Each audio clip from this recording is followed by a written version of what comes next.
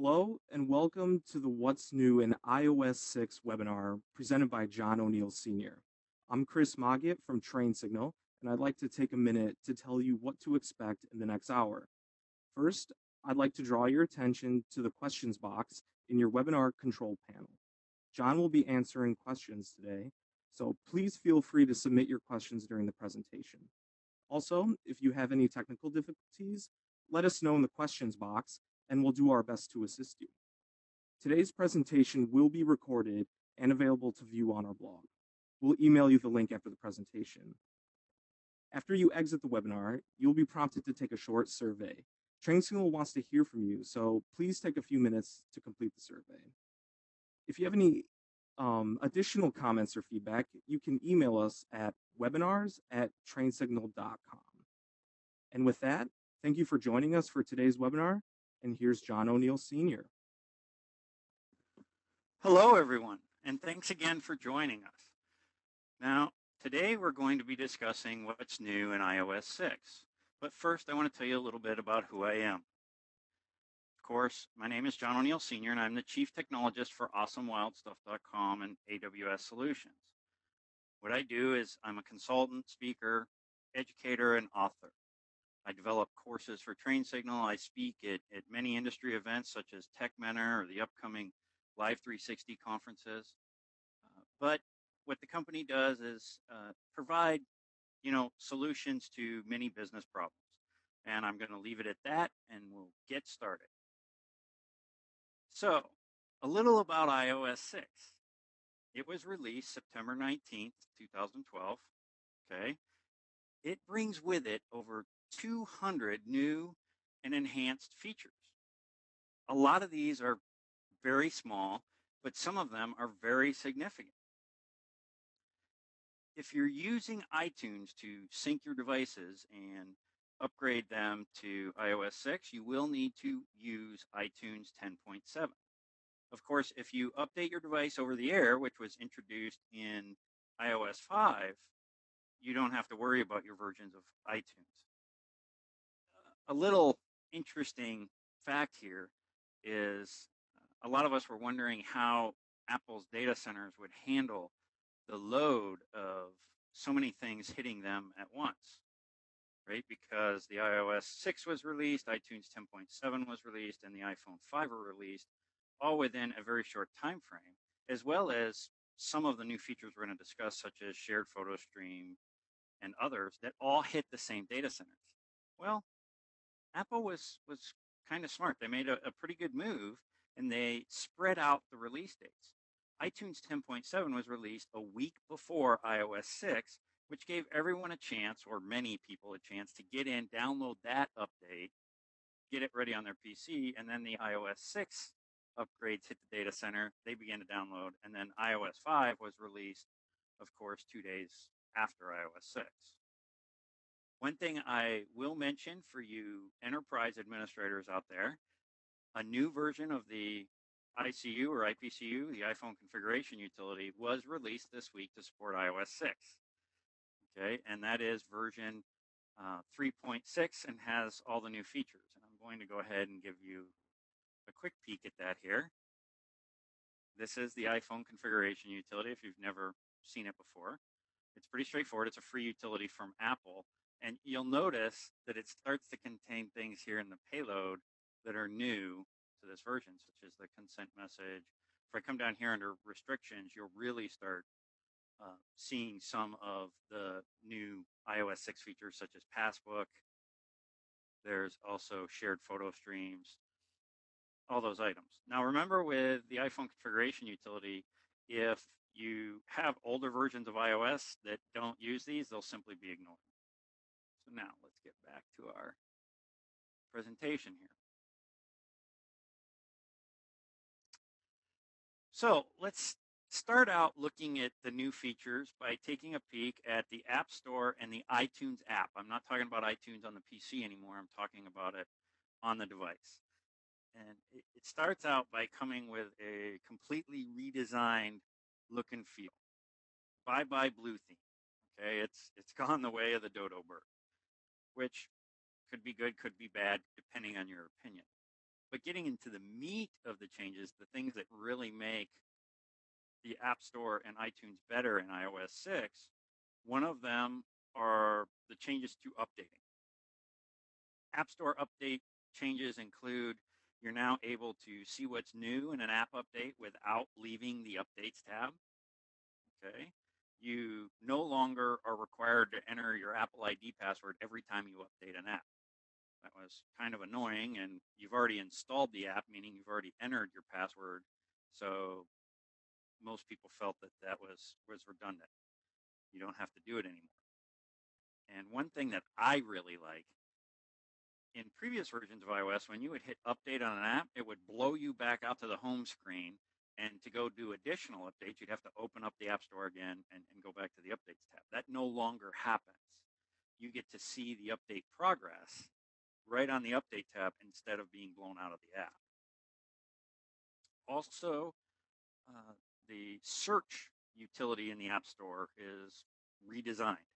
You now see results instead of them in a list. You will see miniature app previews. Okay, and all those things combine to give the App Store a totally new look and feel, but I think most of it is for the good. In iTunes, a couple of the notable changes are that you now have history for songs you preview. It was, many a times I've gone in and I've been browsing songs and I've listened to some previews, and then I get caught off on something else and close the app and come back later and I can't remember what the song was that I was listening to or getting ready to purchase. Well, you don't have to worry about that anymore. You now can see a list of the songs that you were checking out. iTunes lost the podcasts. They're no longer found in the iTunes app. But that's okay because Apple has come out with a brand new free podcast app that does a good job replacing that functionality. In fact, I think it's better.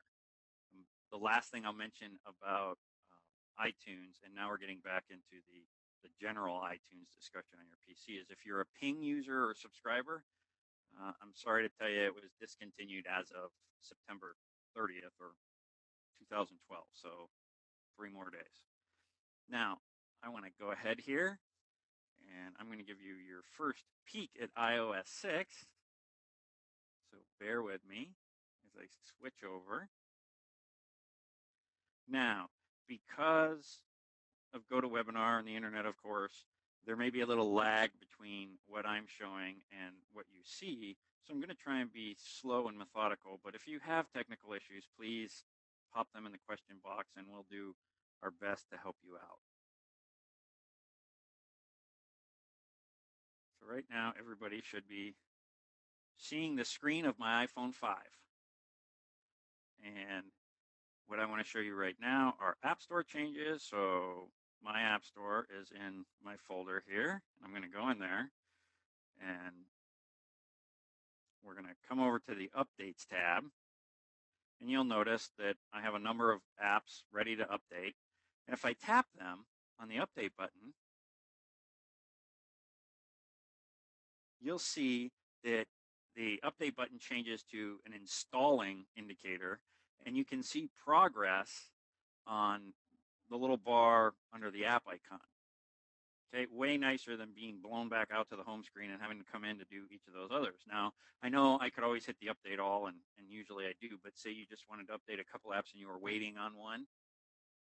For instance, Spell Tower that you see right there on iPads, they don't want you to update to that version. There was a bug in it, and they have an in-stream update, but they put out an email that said, hey, don't update this on an iPad. So I can't do an update all in that case.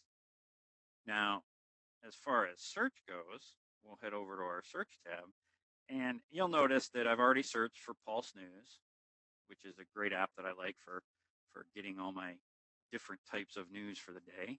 But notice that instead of a list, I can see the app, a preview of it, and I can open it right from here. But here's the rest of the apps that it found based on that search. Okay, so you get a visual picture of the app that you've found. So now go ahead and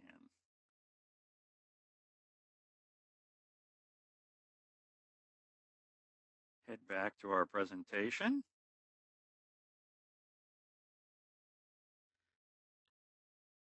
And move right along here. That would be the iPhone configuration utility that I left open, which we can close now because we don't need it anymore.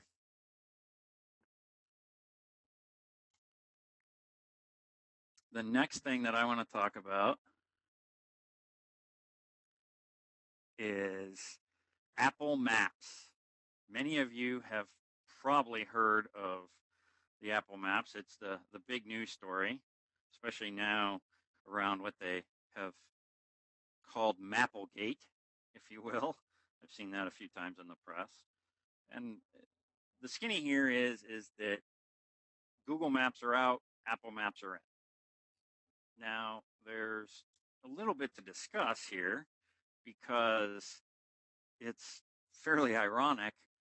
Google Maps have been benefiting from the hundreds of millions of iPhones that have been out in the past years. The reason is all these maps are built from crowdsourced data. Okay, and this data feeds back, and Apple has been feeding it back to Google to improve their maps. Well, Apple basically decided that it was time for them to take some benefit from that data directly. They established a relationship with TomTom and other vendors, and they developed their own Apple Maps app. Now, Apple Maps brings something to the iPhone that has been missing since the original iPhone and people have complained about, and that is turn-by-turn directions, right? Android has had this since day one, and it has finally now arrived in the Apple Maps app. I will mention that there are other apps that have provided you turn-by-turn directions. I, for one, use a Garmin app on my iPhone and have for years, and it works quite well. But now you have it built in free. You don't have to buy anything extra. You did lose Street View, which is one of the great features of Google Maps that, they have spent millions of miles and hundreds of thousands of hours taking pictures for us to see in our Google Maps. But you do gain these really cool 3D flyovers. And I'm going to show you those in a minute. Turn-by-turn navigation and such, I do want to mention, it works even from the lock screen. So you don't have to constantly be unlocking your device to take a look at what's going on or to hear when your next turn is coming up. It will go ahead and work even if the device is locked. And Apple Maps does provide roadwork alerts, which is a nice feature. But it's really all part of what a refined Maps app should do, in my opinion. Now, flyovers, back to those, they allow you to take a bird's eye view of some of the largest cities. Now, they're adding cities all the time, but they may not have your city in there just yet. But constantly check back because, as I said, they're adding them all the time. My overall impression is Apple Maps is a great start. It's a great first effort, just like Siri was a great first effort in iOS 5, but it still needs some work. Those of you that are used to the refinement of Google Maps or using the Garmin Nuvi app or one of the others are going to find some things that are missing that you don't like.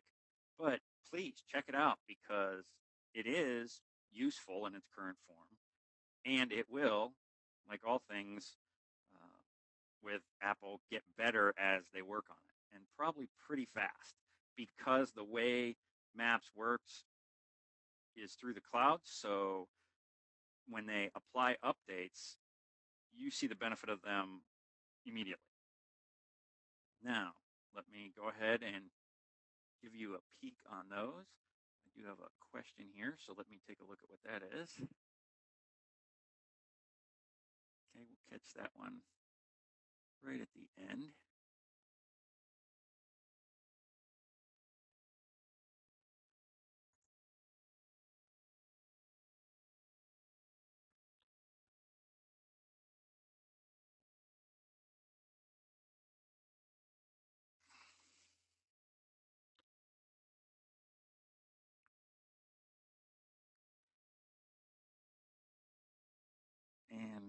we're back.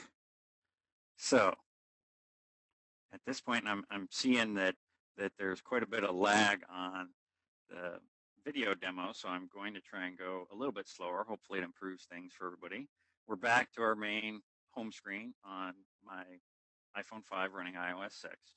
I'm going to go ahead and open the Maps app, which I have under reference here. Okay, and what you'll notice, first thing when you come in, is that I've already searched for the CN Tower in Toronto, and you can see it below. Now, I've already put my Maps app into satellite view. If you're in standard view, which you can see right there, the flyovers won't work. So make sure you're in satellite view. Now, I'm going to go ahead down in the lower left. You see the little skyscraper icon? We're going to tap that, and that's going to move us into flyovers. And what you should see happen is that we now have kind of a 3D representation of the CN Tower. And I'm going to wait for a second here to make sure everybody catches up. And then what I'm doing is I'm taking my fingers and I'm rotating around the screen to show you how, with flyover views, you can pan and zoom, you can come in, go out, okay, and really get an idea of what's going on. And there we go over the city. Okay, and that's flyovers, and they're really cool, and you'll find them for a lot of different places. Now, to do turn-by-turn directions, up at the top, I'll hit my route button, okay, and I can pick other locations I've already gone to, so I'll pick my office. It'll load. It'll give me suggested routes, okay, from where I am to where I'm going. We'll go ahead and say start.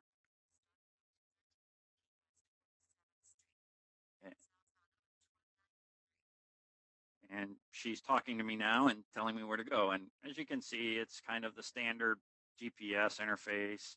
You can, watch it change as you go. We can go ahead and look at an overview of the route again, or we can end the route. And that's a quick look at the new Maps app.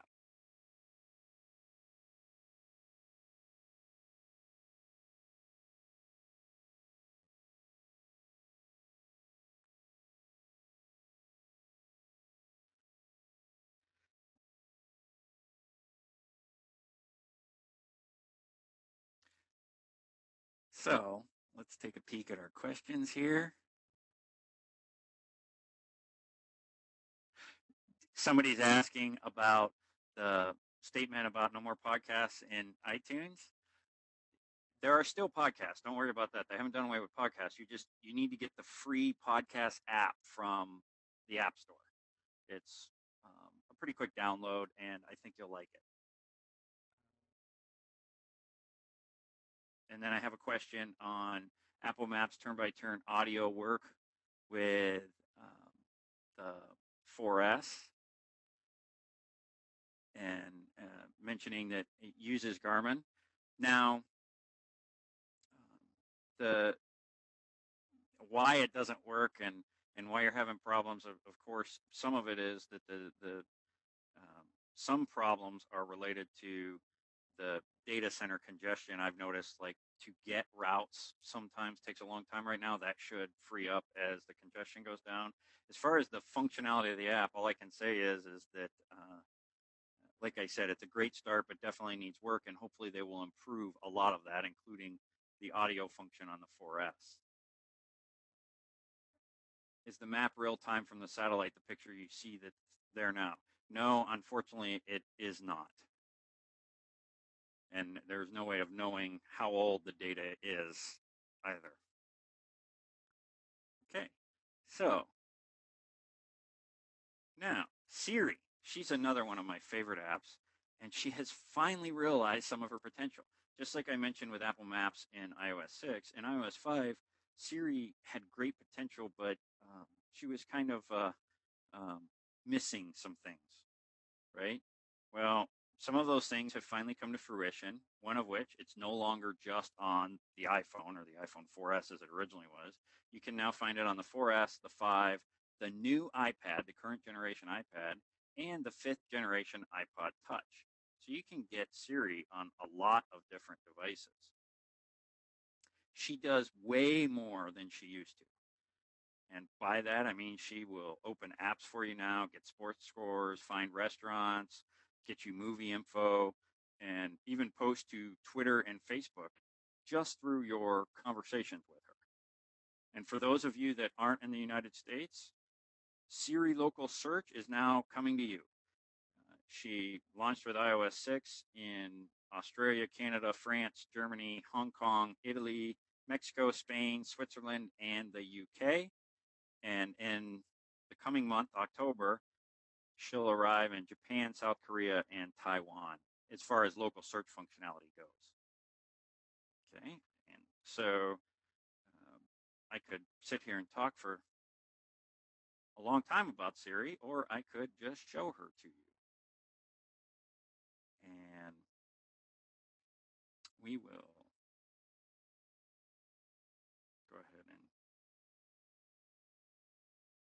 do that here.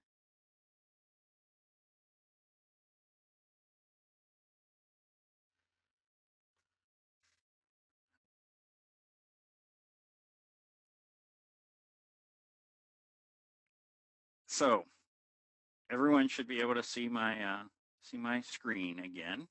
Now, what I'm going to do is I'm going to ask Siri some questions. It's going to sound kind of weird because you're going to hear me. You might not hear her, but you'll see her results. So let's start out with a sports question. Siri, how are the Browns doing?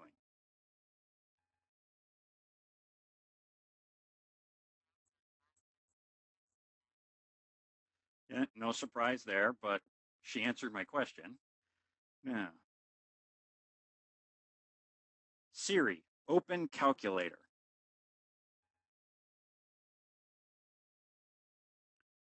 So you can see she's interacting with me quite well. Siri, what movies are playing nearby?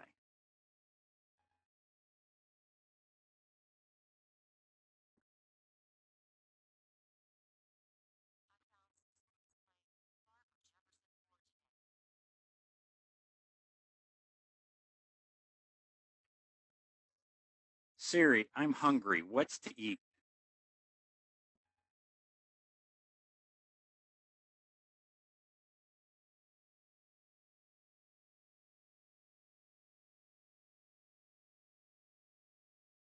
Now, you'll notice Siri is running somewhat slow, and that is all part of the whole cloud congestion thing. Sometimes she'll run faster than others.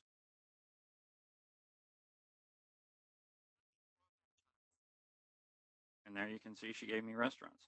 So, you'll hear differing opinions on how well she seems to understand what people say, but you'll notice that she understood every question I asked her, and I intentionally worded them in different ways, right? I didn't want to talk to her in computer speak. I wanted to talk to her in normal speak, like my wife or my mother would, and it worked.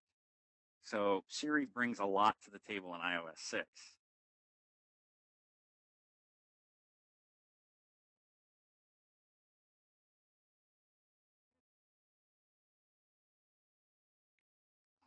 Go ahead and pop back over here. So mail and passbook, okay? Mail, of course, is well known. It's been there since day one and is probably the most used app on the iPhone, at least in enterprises or organizations. But it does get some great enhancements. You no longer have a separate button for refresh. You can just pull like you do in Twitter or other apps to see what's new. You can use what are known as VIP flags, which allow you to take and flag a sender, and any message from them gets put in a special VIP inbox that is very easy for you to go in. And that way you don't miss emails. If you get a lot of email like I do in a day, this gives you a great way to keep track of emails you're watching for or need to be on the lookout for, like those from your boss or, say, your spouse. Lost drafts. For a long time, you'd create a draft and save it in iOS Mail, and it would be off in the ether. It would take you forever to find it if you did. Sometimes it would pop up quite easily, but other times you could search forever. Well, no more lost drafts. There's now a very easy way to see all your drafts from any account, and you just tap and hold the compose button until they appear. That's it. That's all there is to it. The big two features for the Mail app that have been added in iOS 6 include signatures per account. You no longer have to have one signature for your account. So if you have multiple email accounts configured for your iPhone or your iPad, you can pick a different signature for each. So say one is work and one is personal, you can actually have separate signatures for both of those. And the ability to insert media. Previously, if you wanted to send a photo or video, you had to be in those apps and fire off an email. So if you opened up the Mail app and started to type a message and then realized, oh, nuts, I wanted to put in a photo, you'd kind of lose that work you did. Well, no longer. It's very easy to insert photos, video right into a mail message from the Mail app. Now, Passbook. What is Passbook? Passbook possibly has some of the biggest potential of any of the new apps on iOS 6, and that's because it may become a digital wallet. And I say may become because I don't think it's really there yet. But what it does is it allows you to store your boarding passes, coupons, those frequent shopper cards, reward program cards, movie tickets, more things than you can shake a stick at, all in this one app that is intelligent. It does things like pay attention to where you are so that when you arrive at the movie theater, without even opening up the app, it pops up your movie ticket so that you can scan and go in. Or same thing at an airport. Another thing it does, it gets real-time updates over the air. So say you're at an airport and you have your electronic boarding pass and Passbook and there's a gate change, you'll see that in Passbook. It will update. So it's got some great intelligence built right in. Now, let's take a quick peek at a couple of these things here.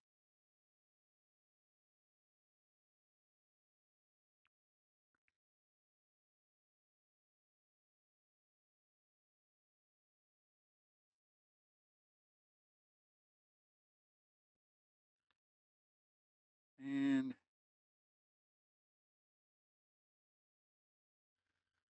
sorry, but the technology to stream my screen to you is not everything I wish it would be yet.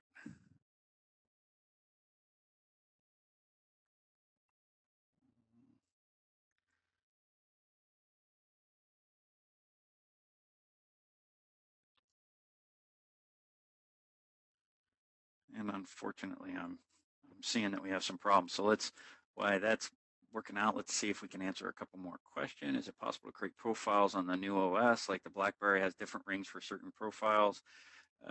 No, if you mean multiple user profiles, no. Unfortunately, that is not here yet, and there's no word that it's coming either. So I wouldn't be expecting that too soon.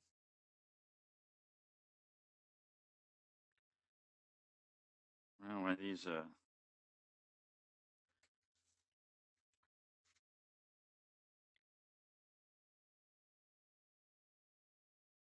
the joys of live demos.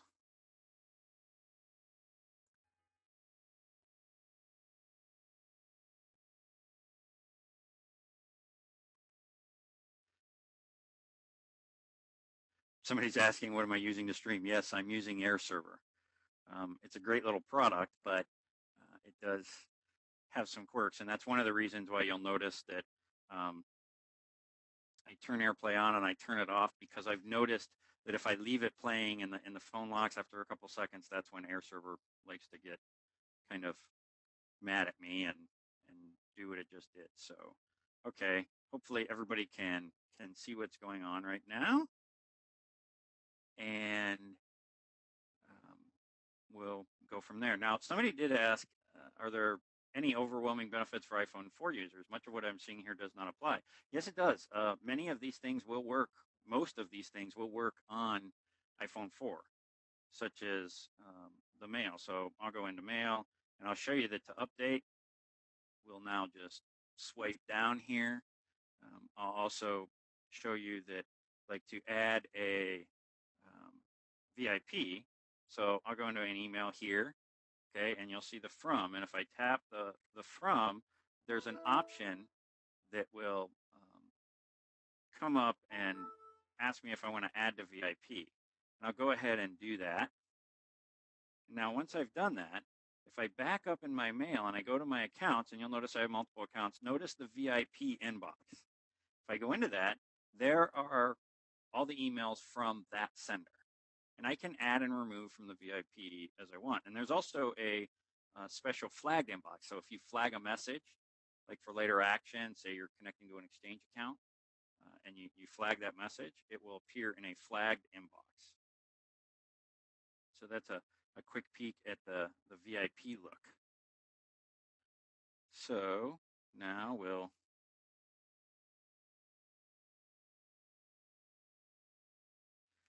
head back over here to our slideshow. Safari. Safari gets some good updates, and really my perspective on this is that Apple is trying to convince all of us that there aren't any other browsers for iOS. Of course, that's not true. Chrome is out there, as well as many others. But Safari wants you to forget all that, because it wants you to believe that, hey, it can do everything they can do, and it's built right in. So it brings some functionality that's been missing from it but present in the others, such as synchronized tabs. In Safari, they're called iCloud tabs, and they allow you to open a URL on your device and finish reading that URL or working with it or doing whatever you want to do from another device, such as your Mac or your iPad, whatever. It's kind of cool. And another big addition to Safari is that you can now go full screen in landscape.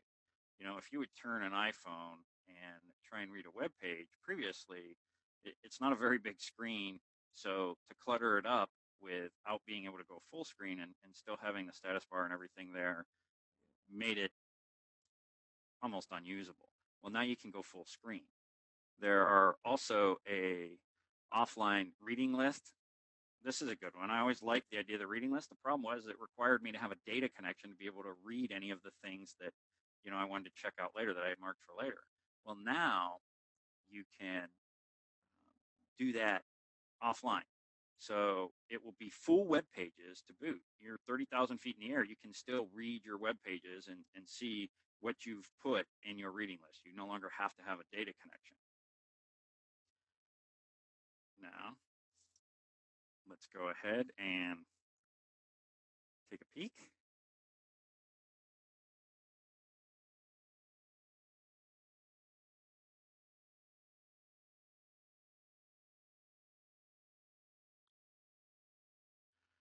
Some of that there.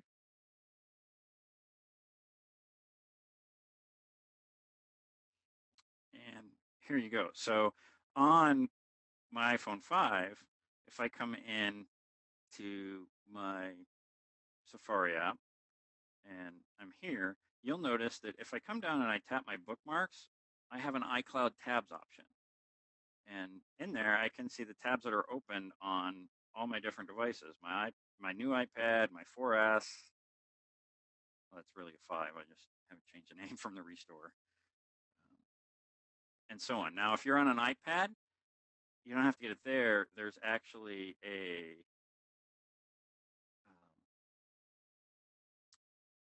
cloud button that looks like a little cloud in the app, and I took a snapshot from my iPad and put in my Photostream so that you could possibly see. If you look up towards the top next to the address bar to the left, you'll see there's a cloud icon, and that's what you would type or tap to see your iCloud tabs. Okay, now we'll run back into Safari.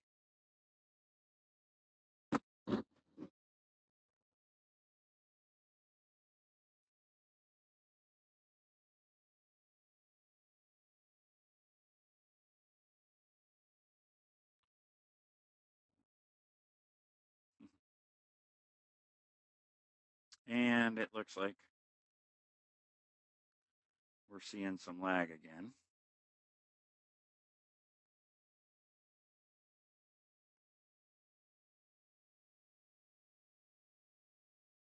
Hopefully, yeah, it looks like you guys can see that. So here's Safari. And now I'm in portrait view. Watch what happens when I rotate my phone and we go into landscape view. See what I mean by it's not a whole lot of usefulness there, but down in that lower right, the two arrows opposing each other, if you tap those, it goes into full screen mode and you now gain a little bit of real estate back. Okay. If you tap them again, you're back to normal. And of course, if you rotate, you'll come back to the normal portrait view. So that's a little bit about some of Safari's enhancements.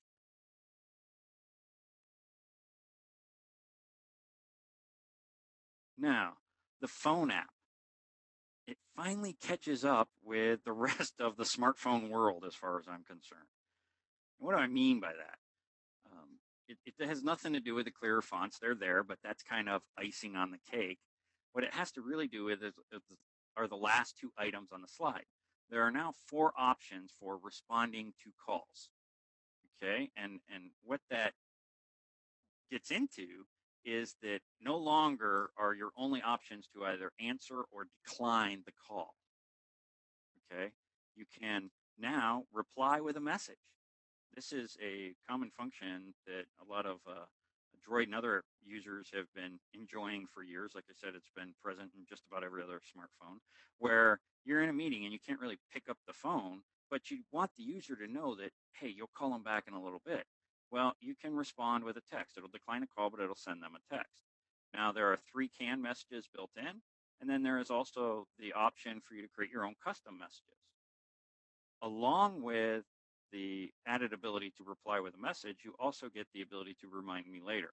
And what this allows you to do is decline the call, but then create a reminder so the phone will, tickle you later on to call your mom or call the office or whatnot so that you don't forget it and go with there. And now reminders can even be location based, which is great.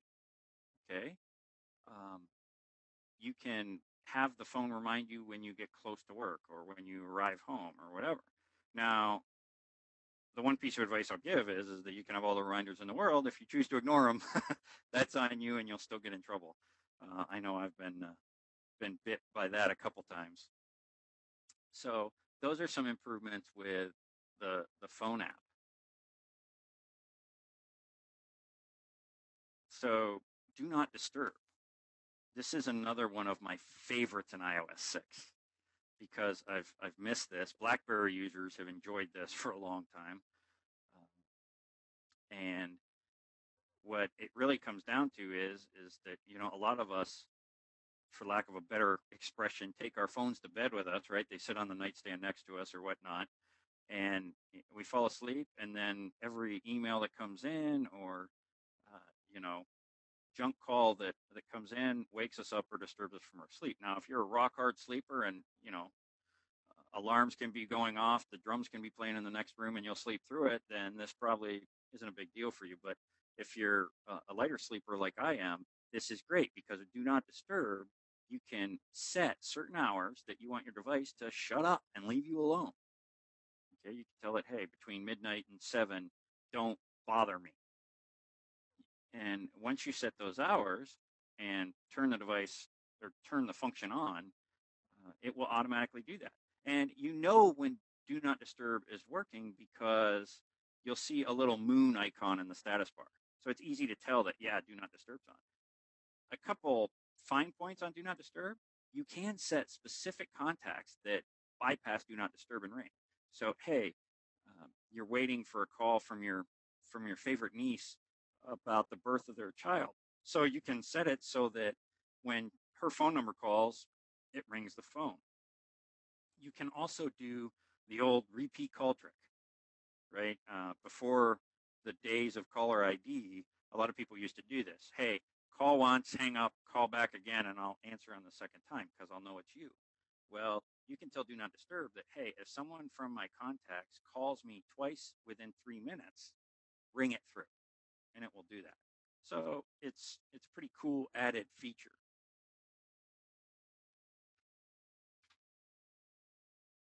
We have a lot, excuse me, we have a lot of questions coming in right now. I will get to them at the end, or if I can, I'll take a minute here and grab a couple. But don't worry, there's just a lot of them coming in, and I want to get through and tell you some more of these new features here. So FaceTime and the camera apps. Well, the big deal with FaceTime is that you can now do it over cellular. A lot of people love FaceTime. A lot of people question whether or not it really has a place in, you know, value use, especially in organizations. But regardless of your opinion, the fact that it only worked over Wi-Fi was a real hindrance. Now you can use it over cellular networks, but I'm going to give you a couple warnings. One is if you use it frequently, pay attention to your data plan, because if you only have a 2 gig data plan and you use FaceTime constantly, you're going to hit a wall pretty fast. The second is pay attention to your carriers. I'm hoping that Apple can beat this down, but some carriers may charge extra for the traffic. In other words, they can tell that it's FaceTime traffic and they're going to charge a premium. The rumor that I've heard is that AT&T is doing this. So hopefully, they'll drop out of that decision, but just pay attention and be aware of watching out for that. The camera app, the big news there is that it now takes some pretty sweet panoramic pictures. So instead of having to take a bunch of little pictures, bringing them back to your PC or your Mac and stitching them together with other panorama software, you can do that right from within the camera app, and you can do it very easily. You open up the camera app, you hit options, you select panoramic, and then a new screen will come up that basically tells you move the iPhone in one sweeping motion from side to side, and I'll take all your pics and put them together. It can produce up to a 28 megapixel file. That's a pretty sweet resolution, obviously. It's the combined resolution of all the individual pictures. And it will work on not only the iPhone 5, but the iPhone 4S and the 5th gen iPod Touch.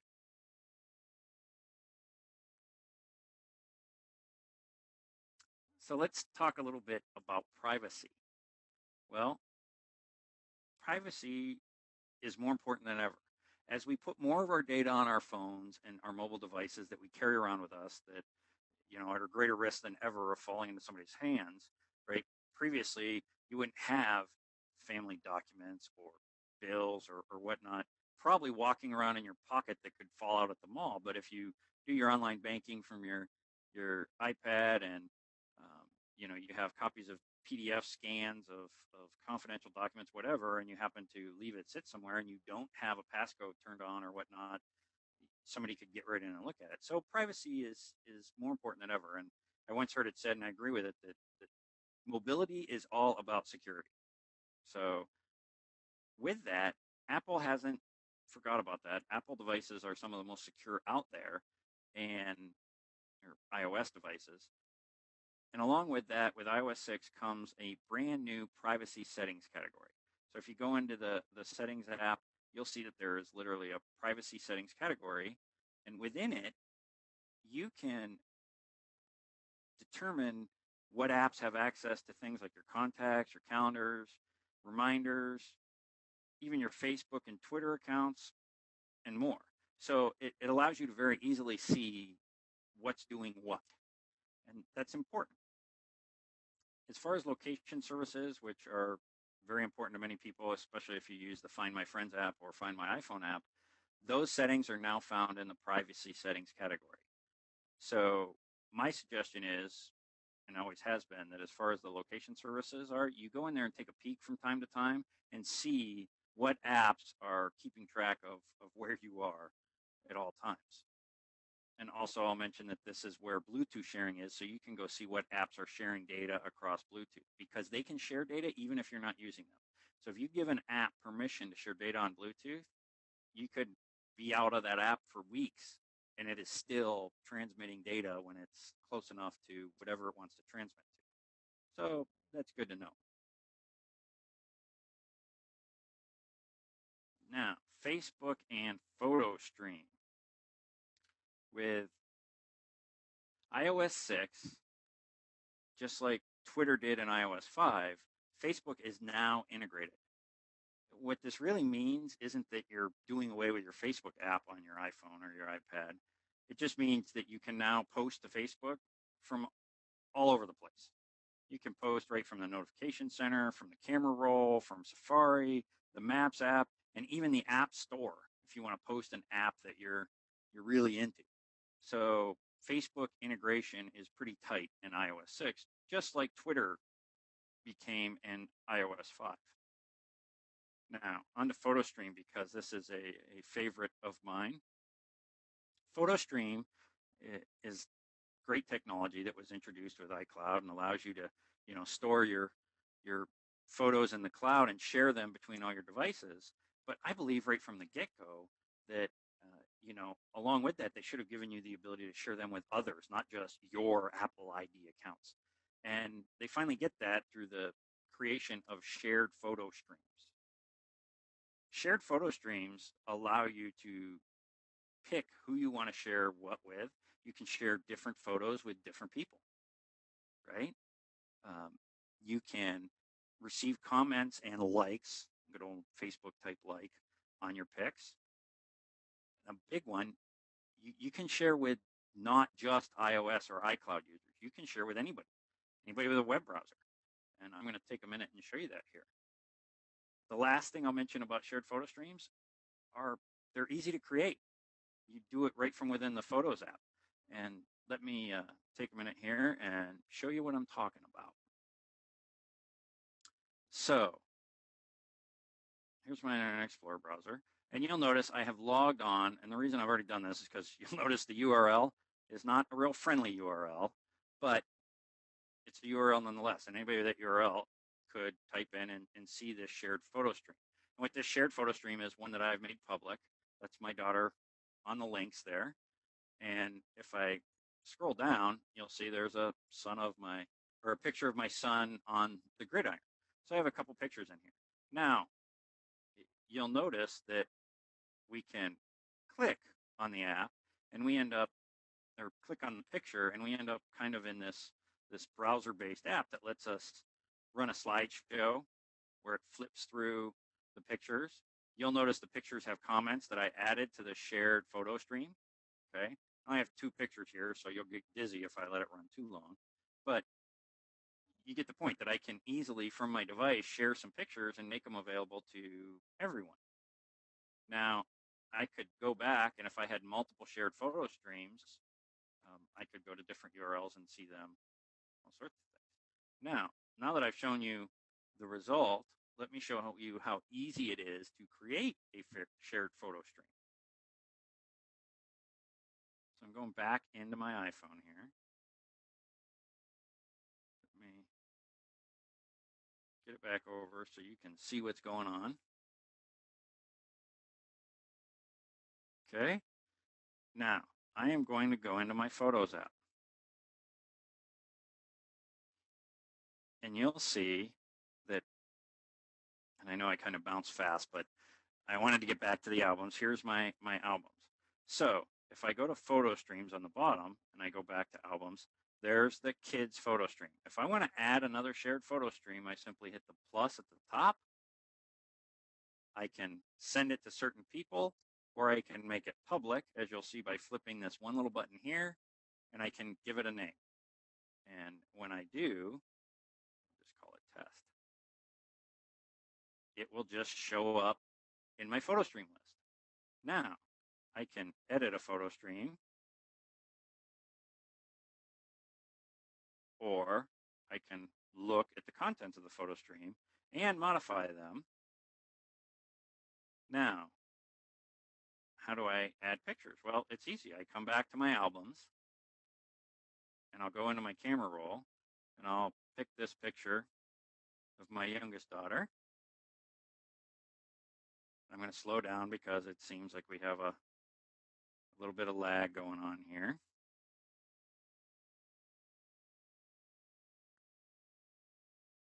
Let it catch up.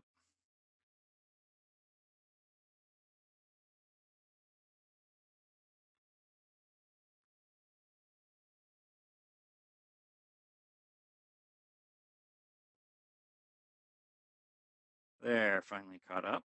So there's my little girl, and I'm going to go ahead and I'm going to tap the action button here, and I'm going to say add to Photostream. And there we go. And I'll add her to the kids photo stream, and I can type in a comment. Isn't she cute? And say post. Now, when I do that, if I come back into my shared photo streams and my kids, you'll see she's there. But what you should also see is if I come back to Internet Explorer and I do a refresh,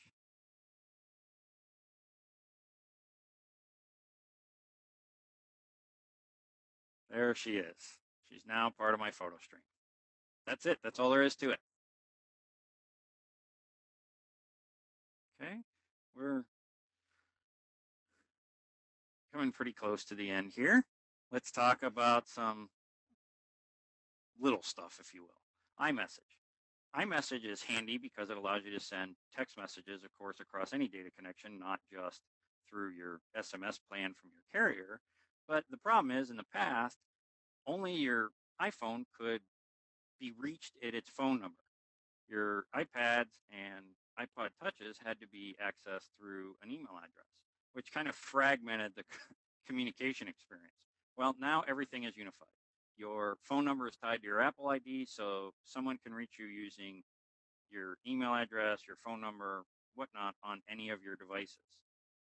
This includes for FaceTime. FaceTime can now be reached at your phone number or your email address on any of the devices you set it up to. So Wi-Fi plus cellular, that's kind of a no-brainer. It's just functionality built into iOS 6 that lets the device monitor and pick the best and most reliable data connection available to it at a given time. So if you have spotty wireless, if you're on a very congested public wireless network, but you're within range of 4G LTE, the iOS 6, your iPhone or your iPad will decide automatically to switch to 4G LTE and keep your experience as best as it can be. Home screen previews. Now, when you go in and you change your wallpaper, for instance, instead of just seeing kind of a default picture, you will actually see your new wallpaper with your icons applied to it, so you can get a live preview. More other stuff. We have iTunes Match streaming. If you're an iTunes Match subscriber, you're going to love this. Previously, you had to download the music to your iPhone, iPad, whatever, in order to listen to it. Okay, this is a real bummer if you're about to, you want to listen to some music right now and you don't want to wait an hour to download it all. Well, you don't have to any longer. Right now, you can stream your iTunes Match music right through the music app. That's part of iOS 6. You will get new apps have a banner. So now when someone downloads and installs a new app and you haven't opened it before, you will see a little banner across the corner of the app icon that says new. This is really great if you have multiple devices tied to the same Apple ID, right? My kids have iPhones that I have on my account. So when they download the latest game that they want to play, it arrives on my device. An easy way for me to spot that, besides the fact that I've never heard of the name before, is it will have this new banner. The clock comes to the iPad. The clock app has been part of the iPhone, and it now arrives on the iPad. It gets a beautiful upgrade, if you will. It's very sharp and good looking on the iPad, and it does all the things that the clock is supposed to do, like let you set alarms and timers. Auto caps after quotes and emoji. Well, this is, again, one of those no-brainer kind of things, if you ask me. And All it means is that iOS 6 realizes that when you start or end a quote, it should capitalize after the quotation marks, because usually a quote is the beginning of a sentence, so it requires a capital, and oftentimes the quote ends with a punctuation mark, so the next letter after the end quote should also be capitalized. iOS 6 takes care of that finally. Same thing with emoji. A lot of people put emoji icons at the end of a sentence, so if an emoji appears after a period, it will capitalize the next letter. And finally, a few more things.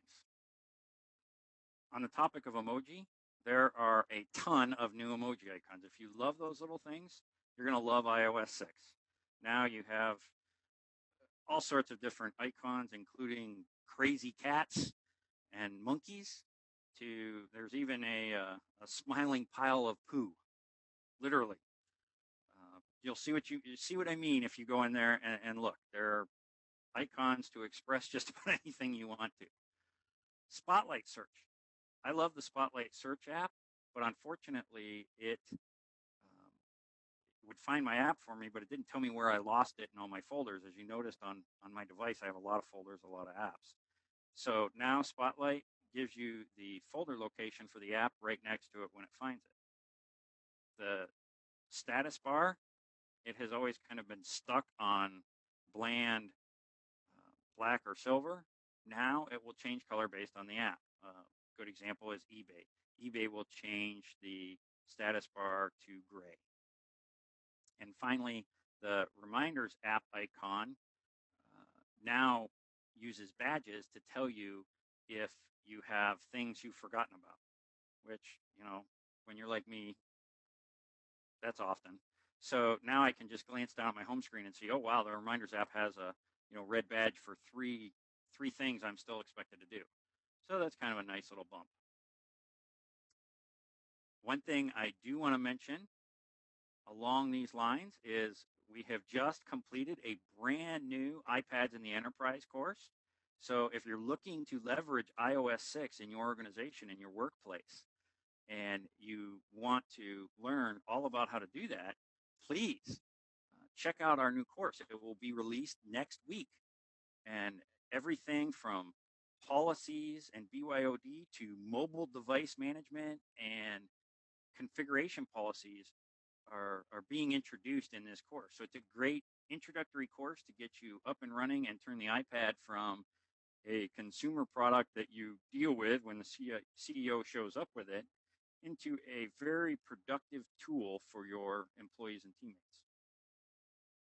Along those lines, that's it for the slide deck. I want to take and see if I can get through a few more questions here for everybody. There are loads. Is Passbook available on the iPad? Yes, you can use Passbook on there. Now, there's a related question about Siri in the iPad. Siri is not coming to iPad 2. No, unfortunately, she's not there with iOS 6, and I doubt she'll be there in the future. In fact, as ridiculous as it sounds, the original iPad is only 2 years old. It was released in 2010, and it isn't supported by iOS 6. So they have already basically sunsetted that device, right? So it is a very fast obsolescence period, but with the explosion of the technology capabilities, it's kind of a necessary evil, I guess. Now, I've got a question about the tabs and the memory and battery use. Remember, the tabs are syncing through iCloud, so you've already got iCloud turned on, and they really don't add that much extra bandwidth or CPU cycles to the process. Apple has gone to great lengths to dial that in because battery life is a big deal for any phone. So they can't add features that will kill the battery life or they'll get eaten alive in the press.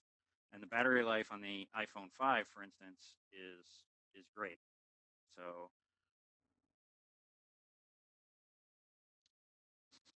along those lines,